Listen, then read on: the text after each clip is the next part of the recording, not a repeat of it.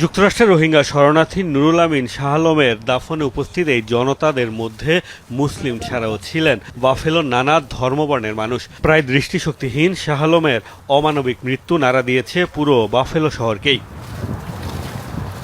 প্রায় 1 বছর পর কারাগার থেকে মুক্তি পেয়েছিলেন শাহ আলম। চোখে দেখেন অস্পষ্ট, বোঝেন না ইংরেজিও। 56 বছর বয়সী এমন এক ব্যক্তিকে গত 19 ফেব্রুয়ারি তীব্র ঠান্ডার মধ্যেই নিজ বাড়ি থেকে অনেক দূরের এক বন্ধ কফি শপের সামনে রেখে গিয়েছিল যুক্তরাষ্ট্রের বর্ডার পেট্রোল এজেন্টরা। 5 দিন পর সড়কে পড়ে থাকা অবস্থায় উদ্ধার হয় এই শরণার্থীর মরদেহ।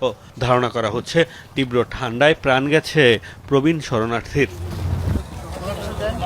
অমানবিক আচরণের অভিযোগে তোপের মুখে পড়েছে মার্কিন ফেডারেল এজেন্টরা।